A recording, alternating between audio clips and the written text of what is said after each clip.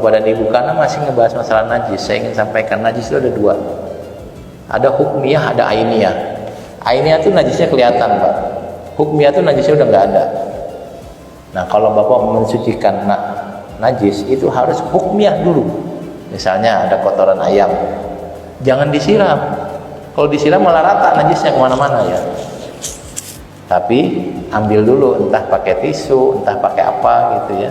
Kalau udah nggak ada, baru disiram sedikit air.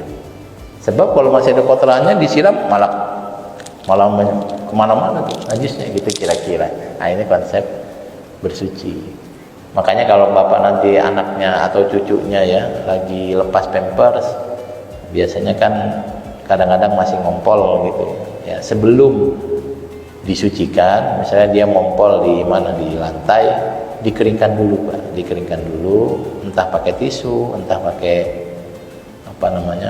kalau saya sering ke minimarket itu kan biasanya dulu ada promo-promo, Pak ya. Ambil kertasnya satu. Kadang beli koran, tapi kalau koran sekarang udah gak ada yang jual ya, pakai tisu lah. Jangan masih pipis, masih basah disiram, nanti malah rata najisnya. Tapi dibikin hukmiyah dulu. Hukmiyah itu najisnya udah nggak ada, tinggal disiram air, kira-kira begitu. Nah baik, nah, kita selesaikan pembacaan hadisnya, Pak. Natamat bil hadis, kita menikmati hadis dulu. Jadi kucing itu dianggap ma'fu minat tawafin alaikum. Wa an Anas bin Malik radhiyallahu anhu qala jaa Arabi fabala fi ta'ifatil masjid. Ada seorang yang dari pedesaan datang lalu pipis di pojok masjid. Bapak Ibu sekalian, saya gambarkan Masjid Nabawi. Awal Nabi bikin Masjid Nabawi itu nggak ada tandanya, Pak, cuma tanah aja. Karena itulah ketika Nabi awal-awal sholat di Masjid Nabawi itu kadang masih ada anjing masuk, masih ada orang lewat naik onta. Dari situlah Nabi nyuruh kalau kamu sholat pakai sutroh. Sutroh kita ada di sini. Sutroh itu tanda. Jadi kalau kita taruh sutroh di sini, orang lewat di depan sutroh atau di belakang kita. Baru kemudian dikasih patok-patok batas masjid. Tapi belum ada bangunannya. Nah, mulai dikasih payung-payung karena panas. Nabi itu kan di Madinah pun rutin sholat 5 waktu. Beda ketika di Mekah, sholatnya masih ngumpet-ngumpet. Di rumah sering, lebih sering di rumah daripada di masjid. Kalau di masjid diganggu, pas di Madinah kan gak ada yang ganggu, dikasih payung. Makanya Masjid Nabawi ada payungnya, Pak. Itu karena mempertahankan dulu, jadi dikasih batang, dikasih. Nah, biasanya kalau daun-daun pelepah gitu. Kalau sekarang kan payungnya otomatis saya buka tutup. Nah, ketika masjidnya masih belum ada bangunan, itu ada orang Arab datang lalu pipis di masjid. Ya karena nggak tahu kalau itu masjid. Namanya juga orang dari daerah, Pak ya. Tapi kalau sekarang kan masjid udah dibikin bangunan, udah. Kalau dulu begitu settingannya. Maka kalau Bapak baca ada hadis kok di zaman Nabi ada anjing masuk masjid, iya. Dulu masih los begini, orang ada lewat aja begitu. Perempuan lewat aja, anak kecil main lari juga masih biasa karena masih bentuknya tanah. Termasuk sutroh ini. Maka kalau di masjid kita harusnya nggak usah pakai sutroh, Pak. Karena orang tahu kalau lagi berdiri di sini pasti lagi sholat ya. Jadi orang pasti tahu dia akan lewat belakang atau lewat depan yang jauh untuk kalau mau melewati atau kalau nggak nunggu.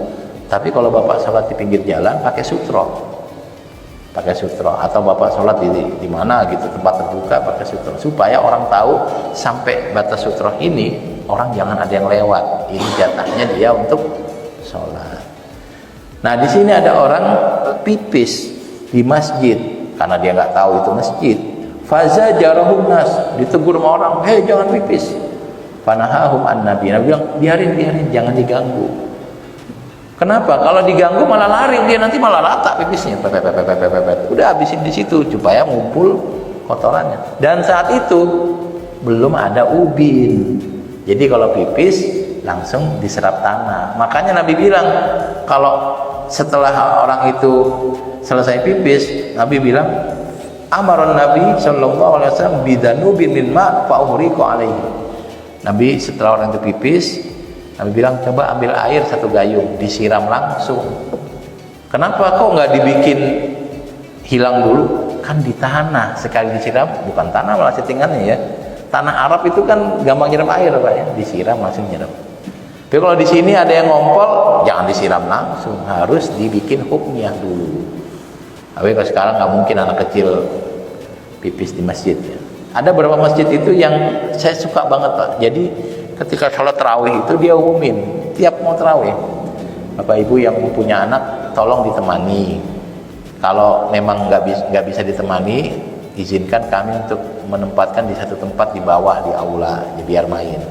Dan Bapak Ibu yang membawa anak usianya masih balita, tolong pakein pampers. Saya sebut merek Pak ya, pampers.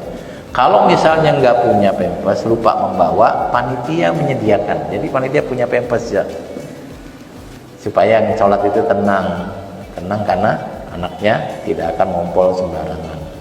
Nah ini settingannya tanah, jadi disiram langsung hilang.